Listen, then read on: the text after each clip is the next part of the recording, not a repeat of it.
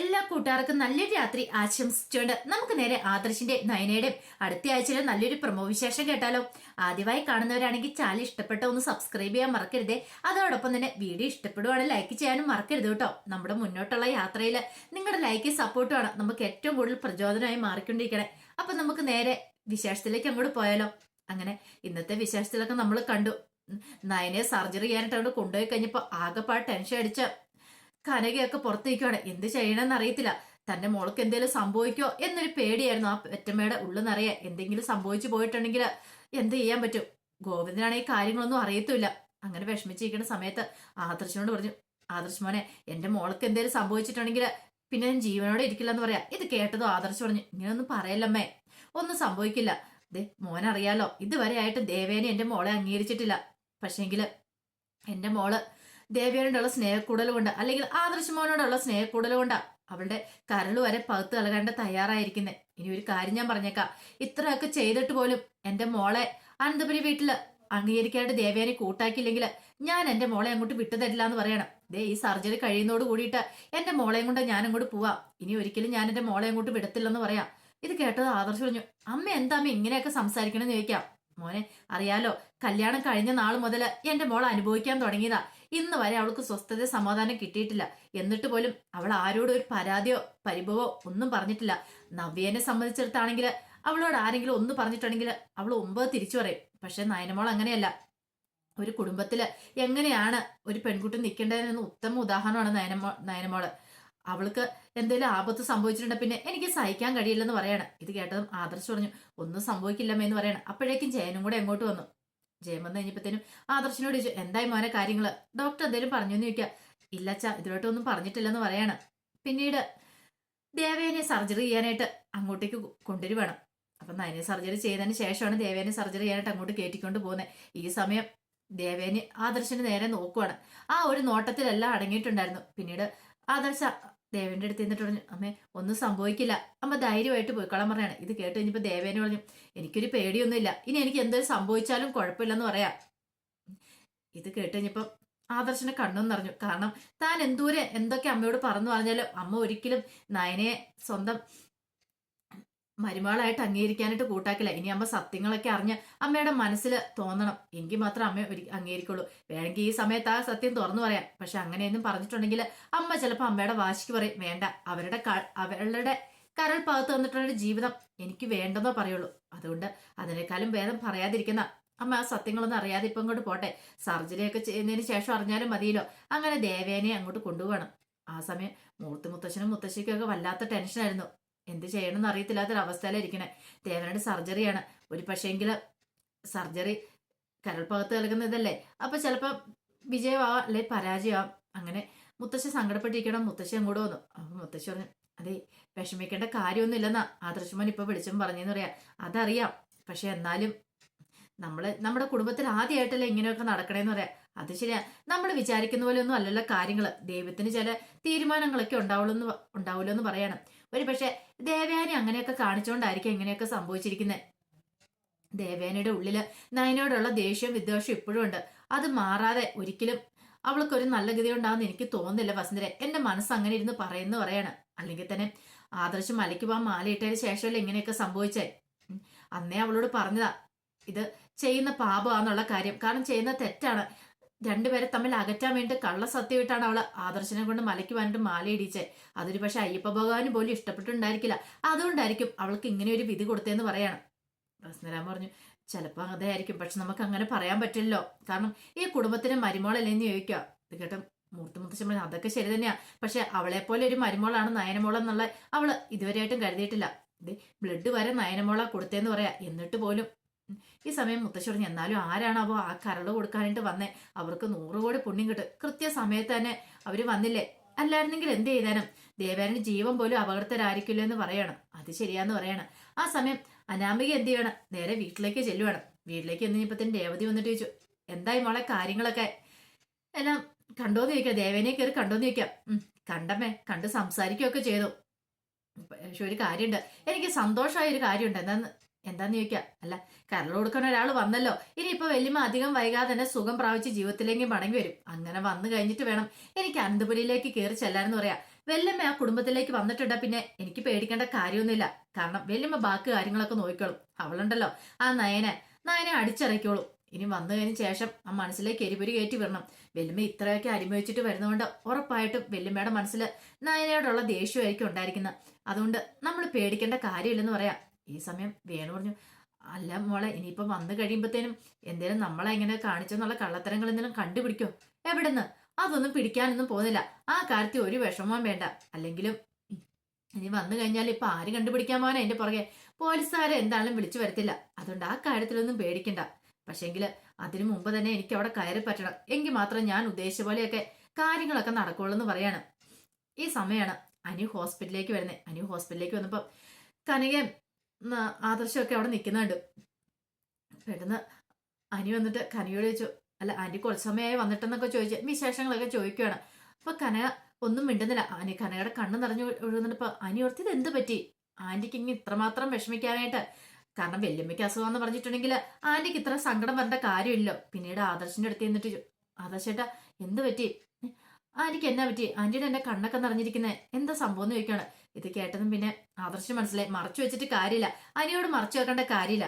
അവന് കുടുംബത്തിലാളല്ലേ, അവന്റെ സത്യങ്ങളൊക്കെ അറിഞ്ഞിരിക്കണം. പിന്നീട് അനിയോട് ആ കാര്യങ്ങൾ പറയണം. നയനെയാണ് കരൾ പകുത്ത് നൽകാനായിട്ട് തയ്യാറായെന്ന്. ഇത് കേട്ടത് അനിയുടെ ഒരു ഞെട്ടലുണ്ടായത്. ഏട്ടൻ എന്തൊക്കെ പറയണേ?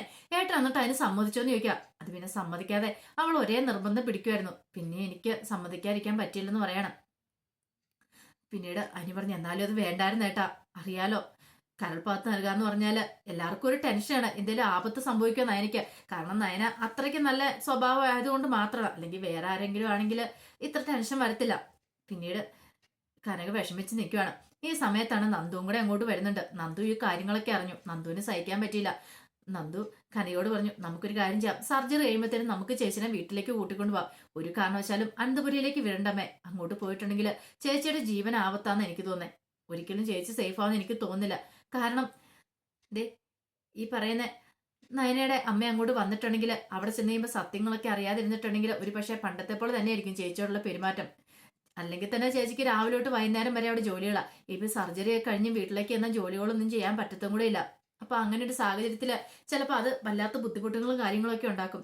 അതുകൊണ്ട് നമുക്ക് വീട്ടിലേക്ക് കൂട്ടിക്കൊണ്ട് പോയാൽ മതി, അങ്ങോട്ട് വിടണ്ടെന്നൊക്കെ പറയാം. ഇതേടം കനക പറഞ്ഞു, അല്ലെങ്കിൽ ഞാൻ കാര്യങ്ങളൊക്കെ ഞാൻ തീരുമാനിച്ചു തന്നൂട്ടാ. പിന്നെ വീട്ടിലേക്ക് കൂട്ടിക്കൊണ്ട് പോയിട്ടുണ്ടെങ്കിൽ ഗോവിന്ദൻ അറിയും, ആ ഒരു പേടി മാത്രം എനിക്ക് ഉള്ളെന്ന് പറയണം. അത് സാരമില്ല, സർജറി കഴിഞ്ഞതിന് ശേഷമല്ലേ, അതിന് ശേഷം അച്ഛൻ അറിഞ്ഞാലും കുഴപ്പമില്ല. പക്ഷെ അതിനു മുമ്പ് അച്ഛൻ അറിഞ്ഞാലാ പ്രശ്നമുള്ളതെന്ന് പറയാണ്. അങ്ങനെ എല്ലാവരും വെയിറ്റ് ചെയ്ത് നിൽക്കുന്ന സമയത്താണ് അങ്ങോട്ടേക്ക് ഡോക്ടർ വരുന്നത്. ഡോക്ടർ വന്നിട്ട് പറഞ്ഞു, അതെ ആദർശിന്റെ ഭാര്യയുടെ സർജറി ഒക്കെ സക്സസ് ആയിരുന്നു, കുഴപ്പമൊന്നും ഇല്ലാന്ന് പറയാണ്. ഇത് കേട്ട് കഴിഞ്ഞപ്പോഴാണ് ആദർശിനൊക്കെ ഒരു സമാധാനം. അത് പിന്നെ ദേവേനയുടെ കാര്യം, ദേവേനയെ കയറ്റിയിട്ടുണ്ട്, അധികം വൈകാതെ തന്നെ നടക്കും. അതിന് ദേവേനയ്ക്ക് വേണ്ടി എല്ലാവരും പ്രാർത്ഥിക്കാൻ പറയാണ്. നയനെ ഓക്കെ എന്ന് പറഞ്ഞ് കഴിഞ്ഞപ്പോൾ തന്നെ ഭയങ്കര സന്തോഷമായി. നന്ദുവിനെ കെട്ടിപ്പിടിച്ച് കനക പൊട്ടിക്കരണം. ഇത്ര സമയം മനസ്സിനകത്ത് വല്ലാത്തൊരു ടെൻഷനായിരുന്നു. പിന്നീട് ഡോക്ടറോട് കണ്ട് ആദർശ് ചോദിച്ചു, ഡോക്ടറെ വേറെ കുഴപ്പമൊന്നുമില്ലോ? കുഴപ്പമൊന്നുമില്ല, ബോധം തെളിഞ്ഞിട്ടൊന്നുമില്ല. ബോധം തെളിഞ്ഞു കഴിയുമ്പോഴത്തേനും ഐസിന്ന് പുറത്തേക്കൊക്കെ മാറ്റാന്നൊക്കെ പറയാണ്. അങ്ങനെ എല്ലാവരും കാത്തിരിക്കുവാണ്. അതിന് കുറെ സമയം കഴിഞ്ഞതിന് ശേഷമാണ് നയനെ കാണാനായിട്ട് ആദർശിന് അനുമതി കിട്ടിയത്. അങ്ങനെ ആദർശ് എന്ന് നോക്കിക്കഴിയുമ്പോഴത്തേനും നയനയ്ക്ക് ബോധം വീണിട്ടുണ്ടായിരുന്നില്ല. നയന സെഡേഷനിൽ തന്നെ കിടക്കുമായിരുന്നു. ആദർശ കയ്യിലേക്ക് പതുക്കെ പിടിച്ച് കുറച്ച് സമയം ഇങ്ങനെ നയനയെ തന്നെ നോക്കി നിൽക്കുന്നുണ്ട്. അറിയാതെ ആദർശന്റെ കണ്ണ് നിറഞ്ഞു പോയി. താൻ എത്രമാത്രം ഇവളെ ദ്രോഹിച്ചതാ. കല്യാണം കഴിഞ്ഞ് അവളെ കൂട്ടിക്കൊണ്ട് വരുന്ന സമയത്ത് താൻ അവളെ സ്നേഹിച്ചിട്ടില്ല, അന്ന് വെറുത്തിട്ടോളും. പക്ഷെ അന്നും ഇന്നും തന്നോടൊപ്പം തോളോട് തോൾ ചേർന്ന് ഇവള് നിൽക്കുക ചെയ്തേ. ഒന്നിനും ഇതുവരെ ഒരു കുറ്റവാ കുറവാ തന്നോട് പറഞ്ഞിട്ടില്ല. ഇപ്പോഴാ പക്ഷെ താൻ അവളെ സ്നേഹിക്കുന്നത്. താൻ ആ സ്നേഹം തിരിച്ചറിയാനായിട്ട് വൈകിപ്പോയി എന്നൊക്കെ ഓർത്ത് ആദർശ് ഒരു നിമിഷം ഇങ്ങനെ നോക്കി നിൽക്കുകയാണ്. പിന്നീട് ആദർശ് പുറത്തേക്ക് ഇറങ്ങിയപ്പോഴത്തേനും കന പറഞ്ഞു, മോനെ കണ്ടോ, അവള് സംസാരിച്ചു, എങ്ങനെയുണ്ടെന്ന് ചോദിക്കാം. ഈ സംസാരിച്ചില്ലമ്മേ, ബോധം വീണിട്ടില്ല എന്ന് പറയാണ്. കുറച്ച് കഴിയുമ്പോഴത്തേനും ബോധം വീഴുള്ളൂ പറയാം. അങ്ങനെ ദേവേനയുടെ സർജറി വിജയകരമായിട്ട് നടന്നു. ദേവേനെ അങ്ങനെ ജീവിതത്തിലേക്ക് മടങ്ങി വരുവാണ്. അതോടൊപ്പം തന്നെ നയനെ അങ്ങനെ മുറിയിലേക്കൊക്കെ മാറ്റുവാണ്. ഈ സമയത്ത് ദേവേനയുടെ വിചാരം എന്താ, നയനെ തൻ്റെ അടുത്തേക്ക് വരാത്ത നയനെ താൻ കാണണ്ടെന്ന് പറഞ്ഞുകൊണ്ടാണ്. അങ്ങനെ ദേവേനയുടെ സർജറി കഴിഞ്ഞ് എല്ലാം ഓക്കെ എന്ന് അറിഞ്ഞു കഴിഞ്ഞപ്പോൾ തന്നെ ദേവേനെ കാണാനായിട്ട് ജാനകി ജലജക്ക് വരുന്നുണ്ട്. അങ്ങനെ അവർ വന്ന് ദേവേനെ കാണുവാണ്. ദേവേനെ പറഞ്ഞു, അവളെന്നെ എനിക്കിട്ട് പണി തന്നെങ്കിലും ഞാൻ എൻ്റെ ജീവിതത്തിലേക്ക് മടങ്ങി വന്നു. ഒരുപക്ഷെ ഇത് ദൈവത്തിന്റെ കൃപയായിരിക്കും. ദൈവം ഒന്ന് തീരുമാനിച്ചിട്ടുണ്ടായിരിക്കും. അത്ര പെട്ടെന്നൊന്നും ഞാൻ മരണത്തിലേക്ക് പോയില്ല. അതുകൊണ്ടല്ലേ കൃത്യസമയത്ത് തന്നെ എന്നെ സഹായിക്കാനായിട്ട് ആരോ ഒരാൾ വന്നേ. അവര് വന്നില്ലായിരുന്നെങ്കിൽ ഞാനിപ്പോ ഒരിക്കലും ജീവിതത്തിലേക്ക് മടങ്ങി വരില്ലായിരുന്നു പറയാണ്. ഇത് കേട്ടൻ ജലജ പറഞ്ഞു, അതെ ഏടത്തിയുടെ മനസ്സ് നല്ലതാ, അതുകൊണ്ടാന്ന് പറയണം. എന്തായാലും ഇത് ചെയ്ത് അവളെ വെറുതെ വിടൽ ഏട്ടത്തി. ഇപ്പൊ ഏടത്തിക്ക് ഒരു കുഴപ്പമില്ല. അധികം വൈകാതെ തന്നെ ഏടത്തി ഹോസ്പിറ്റലിൽ വിടും. പിന്നെ വന്നു കഴിയുമ്പോൾ നമുക്ക് എന്തായാലും ഒരു തീരുമാനം എടുക്കണം. ഞങ്ങളും ചില തീരുമാനങ്ങളൊക്കെ എടുത്തിട്ടുണ്ടെന്ന് പറയാണ്. ഇത് കേട്ടാൻ ജാനകി പറഞ്ഞു, അതെ അനാമികുമ്പോഴും ഇപ്പൊ വീട്ടിലല്ലോ, അവളെ വീട്ടിലേക്ക് തിരികെ കൊണ്ടുവരണം. അങ്ങനെ കൊണ്ടുവരുന്ന സമയത്ത് ഈ പറയുന്ന അസത്തുക്കളെ നയനെ നവീനെയൊക്കെ വീട്ടിൽ നിന്ന് അടിച്ചിറക്കണമെന്ന് പറയാം. ഇനി ഒരു നിമിഷം പോലും അവൾമാരവിടെ കാണില്ലെന്ന് പറയാണ്. ദേവേന് പറഞ്ഞു, അത് ശരിയാ, കണ്ടു. അധികം വൈകാതെ ഞാൻ അങ്ങോട്ട് വന്നു കഴിഞ്ഞിട്ട് അത് നടക്കും. ആരൊക്കെ തടഞ്ഞെന്ന് പറഞ്ഞാലും ആ നടക്കും. അവൾമാർ അവിടെ ഉണ്ടെങ്കിൽ ആ ഒരു നിമിഷം പോലും ഞാൻ ആ വീട്ടിൽ കാണത്തില്ലെന്ന് പറയാണ്. നയനെ ഉണ്ടെങ്കിൽ ആ വീട്ടിലേക്ക് പോലും ഞാൻ കാലുകുത്തില്ല എന്ന് പറയാം. ഇതൊക്കെ കേട്ട് കഴിഞ്ഞപ്പോഴത്തേനും ജലജിക്കും ജാനകിക്കാണെങ്കിൽ എന്തെന്നില്ലാത്ത സന്തോഷമാണ്. കാരണം അവരും കേൾക്കാനിരുന്ന അങ്ങനെ ഒരു കാര്യമായിരുന്നല്ലോ. പിന്നീട് ആദർശം ജയനും ഒക്കെ വരുന്നുണ്ട്. ജയം വന്നു കഴിഞ്ഞപ്പോഴത്തേനും ദേവേനോ ഇപ്പൊ എനിക്കൊരു കുഴപ്പമില്ല, ഇപ്പൊ ഞാൻ എന്റെ കണ്ടീഷനൊക്കെ ബെറ്ററായി വരുന്നുണ്ടെന്ന് പറയണേ. ഇത് കേട്ടാൻ ജയം പറഞ്ഞു, അതെ എല്ലാവരുടെയും പ്രാർത്ഥന ഉണ്ടായിരുന്നു, എല്ലാവരും മുട്ടിപ്പായിട്ട് പ്രാർത്ഥിച്ചു, അതുകൊണ്ടാ ഒരു കുഴപ്പവും സംഭവിക്കാത്ത. പിന്നെ കൃത്യസമയത്ത് തന്നെ നിനക്ക് കരൾ പകത്ത് നൽകാനായിട്ട് ദേ അവരെത്തിയില്ലോ, ആ പെൺകുട്ടി എത്തിയില്ലോ എന്ന് പറയണേ. ഇത് കേട്ടൻ പെട്ടെന്ന് തന്നെ ദേവേനെ ചോദിച്ചു, ഏത് പെൺകുട്ടി? അല്ല പിന്നെ കരൾ പകത്ത് നൽകാൻ വന്ന ആളുടെ കാര്യം ഞാൻ പറഞ്ഞെന്ന് പറയാം. അത് ജയേട്ടാ അവർക്ക് എന്താന്ന് വെച്ചാൽ ചെയ്തു കൊടുക്കണം. എനിക്ക് അവരെ കാണുന്നത് ഭയങ്കര ആഗ്രഹമുണ്ട്. എനിക്ക് ജീവൻ തന്നതല്ലേ, എന്നും അവരോട് ഞാൻ കടപ്പെട്ടിരിക്കും. കാരണം ഒരിക്കലും എൻ്റെ ജീവിതത്തിൽ ഞാൻ അവരെ മറക്കില്ല. കാരണം എന്നും അവരെൻ്റെ ഓർമ്മകളുണ്ടാവും, എൻ്റെ പ്രാർത്ഥനയിൽ അവരുണ്ടാവും. എനിക്ക് ജീവൻ തന്നതല്ലേ എന്ന് ചോദിക്കുക. ഇത് കേട്ടപ്പോൾ ജയന് പറയണമെന്നുണ്ടായിരുന്നു, നിന്റെ മരുമോളാന്ന് നിനക്ക് കരൾ പകുത്ത് എന്നുള്ള കാര്യം. പക്ഷെങ്കിൽ ജയൻ ആ സമയത്ത് ആ സത്യങ്ങളൊന്നും പറഞ്ഞില്ല. പിന്നീട് നയനെ കാണാൻ ആദർശം എന്നപ്പോൾ നയന ഭയങ്കര സന്തോഷത്തിലായിരുന്നു. കാരണം നയനെ സംബന്ധിച്ചിടത്തോളം അവള് സ്വയം ഏറ്റെടുത്തൊരു തീരുമാനമായിരുന്നത്. അതുകൊണ്ട് നയനയ്ക്ക് കുഴപ്പങ്ങളൊന്നും ഇല്ലായിരുന്നു. നയനെ പെട്ടെന്ന് തന്നെ റിക്കവർ ആയിട്ട് വരുക. ആദർശനും എന്തെന്നില്ലാത്ത സന്തോഷമാണ്. പിന്നീടാണ് മൂർത്തിമുത്തച്ഛൻ ആ സത്യങ്ങളൊക്കെ അറിയുന്നത്. കാരണം മൂർത്തിമുത്തച്ഛൻ ഹോസ്പിറ്റലിലേക്ക് വിളിച്ചപ്പോൾ ഡോക്ടറാണ് പറയുന്നത്, സാറിന്റെ മരുമോളാണ് ആ കരൾ പകത്ത് കൊടുത്തെന്നുള്ള കാര്യം. ഇതറിഞ്ഞു കഴിഞ്ഞാൽ മുത്തശ്ശനൊരു ഞെട്ടലായിരുന്നു ആദ്യം ഉണ്ടായിരുന്നത്. മുത്തശ്ശൻ അത് പ്രതീക്ഷിച്ച കാര്യമല്ലായിരുന്നു. പിന്നീട് മുത്തശ്ശിയോട് ഈ കാര്യങ്ങളൊക്കെ പറയണം. എല്ലാം കേട്ട് കഴിഞ്ഞപ്പോഴത്തേനും മുത്തശ്ശിയും കരയുവാണ്. ഇത്ര നല്ലൊരു സ്വഭാവമുള്ള മരുമോളെ ഇനിയെങ്കിലും അവൾ അംഗീകരിച്ചില്ലെങ്കിൽ അവൾക്ക് ഒരിക്കലും ഒരു ഗുണം ഉണ്ടാകത്തില്ല, അവൾ നാശത്തിലേക്ക് പോകത്തുള്ളൂ എന്ന് പറയാണ്. മൂർത്തി മുത്തശ്ശൻ പറഞ്ഞു, അന്നേ ഞാൻ പറഞ്ഞല്ലേ തിരുമേനി പറഞ്ഞ കാര്യം, ഈ കുടുംബത്തില് അനന്തപുരി വീട്ടിലേക്ക് കയറി വരേണ്ട മരുമോള അവൾ ഈ കുടുംബത്തിലുണ്ടെങ്കിൽ ഈ കുടുംബത്തിൽ വെച്ചിട്ട് കയറ്റം ഉണ്ടാവുള്ളൂ. ഇപ്പൊ തന്നെ കണ്ടില്ല ദേവേനയുടെ കാര്യത്തിലാണേലും ദേവയാനി പോലും സ്വപ്നത്തിൽ പോലും പ്രതീക്ഷിക്കാത്ത കാര്യങ്ങളല്ലേ സംഭവിച്ചെന്നൊക്കെ പറയാം. പിന്നീട് മുത്തശ്ശി പറഞ്ഞ്, നയനമോൾ ഇങ്ങോട്ട് വന്നു കഴിഞ്ഞിട്ടുണ്ടെങ്കിൽ ഇനിയും ദേവയാനി പഴയ പോലെ സ്വഭാവം എടുക്കാനാ ഭാവമെങ്കിൽ ഞാൻ വിട്ടുകൊടുക്കില്ല. ഉറപ്പായിട്ടും ഞാൻ കണ്ടു ഇത് പറയുമെന്ന് പറയാണ്. അവൾ ഇനിയും സത്യങ്ങൾ അറിയാതെ ഇരിക്കരുത്. നയനമോളെ ഇനിയും കുറ്റപ്പെടുത്തിയിട്ടുണ്ടെങ്കിൽ ചിലപ്പോൾ ഭഗവാനും പോലും പൊറുക്കില്ല. ഇത് പറയാതിരുന്നിട്ടുണ്ടെങ്കിൽ ദൈവം പോലും നമ്മളോടും കൂടെ പൊറുക്കില്ല എന്ന് പറയാണ്. ദേവേന്റെ സത്യങ്ങളൊക്കെ അറിയണമെന്ന് പറയാം. പിന്നീട് നയനയുടെ കണ്ടീഷനും ബെറ്റർ ആയിക്കൊണ്ടിരിക്കുക. ഈ സമയത്ത് നയന ഹോസ്പിറ്റലിൽ വിട്ടു കഴിഞ്ഞിട്ടുണ്ടെങ്കിൽ വീട്ടിലേക്ക് കൂട്ടിക്കൊണ്ട് പോകാന്നുള്ളൊരു ചിന്തയിലായിരുന്നു കനിക നന്ദുവൊക്കെ ഉണ്ടായിരുന്നേ. പിന്നീട് അങ്ങനെ ദേവേനയുടെ അസുഖങ്ങളെല്ലാം കുറഞ്ഞു. ദേവേനി വീട്ടിലേക്ക് ഡിസ്ചാർജ് ആയി പോകുന്നുള്ള കണ്ടീഷൻ എത്തി. ആ സമയത്ത് നയനെക്കുറിച്ച് ദേവേന അതുപോലെ മോശമുള്ള കാര്യങ്ങളാണ് പറയുന്നത്. അങ്ങനെ ഡിസ്ചാർജ് ആകുന്ന ദിവസം ഡോക്ടർ പരിശോധനയ്ക്ക് വീഴണം. പരിശോധനയ്ക്ക് വന്നു കഴിഞ്ഞപ്പോഴത്തേനും ഡോക്ടറിന് ഇപ്പൊ കുഴപ്പമൊന്നുമില്ല, കണ്ടീഷനൊക്കെ ഓക്കെ ആയിട്ടാണെന്ന് പറയണം. ഇത് കേട്ടെന്ന് ദേവയാനി പറഞ്ഞു, ഇപ്പം എനിക്ക് എല്ലാവരും നല്ല മാറ്റം തോന്നുന്നു ഡോക്ടറെ, ഇപ്പൊ എനിക്ക് കുഴപ്പമൊന്നുമില്ല, എനിക്ക് വീട്ടിൽ പോയാൽ മതി എന്നൊക്കെ പറയാണ്. ഇനി ഇങ്ങനെയുള്ള പ്രശ്നങ്ങളൊന്നും ഉണ്ടാവില്ല എന്ന് വിചാരിക്കുന്നു എന്നൊക്കെ ഡോക്ടറും പറയുന്നുണ്ട്. അറിയാലോ സൂക്ഷിക്കണം, കരളൊക്കെ മാറ്റി വെച്ചാണ്, അപ്പൊ അതിൻ്റെതായ രീതിക്ക് റെസ്റ്റും കാര്യങ്ങളൊക്കെ എടുക്കണമെന്ന് പറയാം. ഇത് കേട്ടെന്ന് ദേവേനി പറഞ്ഞു, അതൊക്കെ ഞാൻ നോക്കിയോളാം ഡോക്ടറെ, ഇതെനിക്കൊരു 2ാം ജന്മമാണെന്ന് പറയണം. ഈ 2ാം ജന്മത്തിൽ ഞാൻ ഡോക്ടറോട് എല്ലാവരും കടപ്പെട്ടിരിക്കുന്നത്, ഏറ്റവും കൂടുതലായിട്ട് എനിക്ക് കരൾ പകത്ത് അല്ലെങ്കിൽ അവരോടാ കടപ്പെട്ടിരിക്കുന്നത് പറയണം.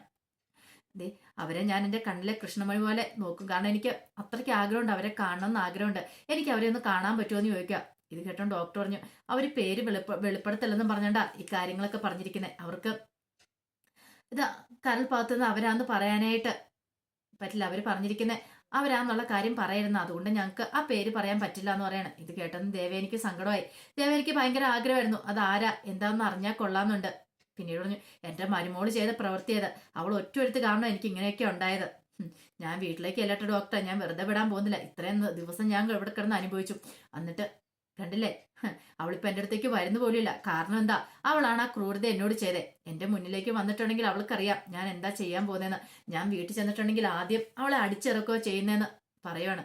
ഇതൊക്കെ കേട്ട് കഴിഞ്ഞപ്പോ അത്ര സമയം ഡോക്ടർ ഒന്നും പറഞ്ഞൊന്നുമില്ല. പക്ഷെ എല്ലാം കേട്ട് കഴിഞ്ഞപ്പോഴത്തേനും ഡോക്ടർ പിന്നെ എനിക്ക് തോന്നി ഇനി പറയാതിരുന്നിട്ട് കാര്യമില്ല. അവസാനം ഡോക്ടർ ആ സത്യങ്ങൾ തുറന്നു പറയാണ്. ദേ, നിങ്ങളിപ്പം ജീവനോടെ ഉണ്ടെങ്കിൽ നിങ്ങളുടെ മരുമോൾ അതിന് കാരണക്കാരി എന്ന് പറയാം. ഇത് കേട്ടതും ദേവേനെ ചോദിച്ച് എന്താ പറഞ്ഞെന്ന് ചോദിക്കുക. അതെ, നിങ്ങളുടെ മരുമോൾ നയനയാണ് നിനക്ക് ബ്ലഡ് തന്നതും കരൾ പാത്ത് തന്നതെന്ന് പറയാണ്. ഇത് കേട്ടത് ഒരു ഞെട്ടലാണ് ദേവേനയ്ക്ക് ഉണ്ടായത്. ആദ്യം ദേവേനെ ഇത് വിശ്വസിക്കാനൊന്നും കൂട്ടാക്കിയില്ല. പിന്നീട് ദേവേനയുടെ തെളിവസം പറയുവാണ്, അവരുള്ളതുകൊണ്ട് മാത്രം നിങ്ങളുടെ ജീവൻ നിലനിർത്താനായിട്ട് പറ്റിയത്. നിങ്ങൾക്ക് ഇങ്ങനെ ഒരു മരുമോളെ തന്നതിന് നിങ്ങൾ ദൈവത്തോട് നന്ദി പറയുക ചെയ്യണ്ടേ, ഇനി അവരെ ഇങ്ങനെ അകറ്റി നിർത്തുകയല്ല ചെയ്യേണ്ടതെന്ന് പറയാണ്. അങ്ങനെ ദേവേനെ ആ സത്യങ്ങളൊക്കെ തിരിച്ചറിയുവാണ്. ഇനി സത്യങ്ങളൊക്കെ തിരിച്ചറിഞ്ഞ് ദേവേനെ നയനെ സ്നേഹിക്കണം, അല്ലെങ്കിൽ ദേവേനയുടെ അധപതനമായിരിക്കും അത്. അങ്ങനെ സത്യങ്ങൾ തിരിച്ചറിഞ്ഞാൽ ദേവേനെ അതുകൊണ്ട് പറയാൻ പറ്റില്ല. ഒരുപക്ഷെ ഇതോട് കൂടിയിട്ട് ദേവേനും നയനയും തമ്മിൽ ഒന്നാകുമായിരിക്കും. ഒരുപക്ഷെ അത് ജലജയ്ക്കും ബാക്കി എല്ലാവർക്കും ഒരു കനത്ത അടിയായിരിക്കും കിട്ടാൻ പോകുന്നത്. അപ്പൊ എന്താണെന്ന് അറിയത്തില്ല. അപ്പൊ അതിന്റെ വിശേഷങ്ങളൊക്കെ നമുക്ക് എല്ലാവർക്കും കാത്തിരിക്കാം കേട്ടോ. ഒരിക്കൽ കൂടി എല്ലാവർക്കും നല്ലൊരു രാത്രി ആശംസിച്ചുകൊണ്ട് നിർത്തുന്നു.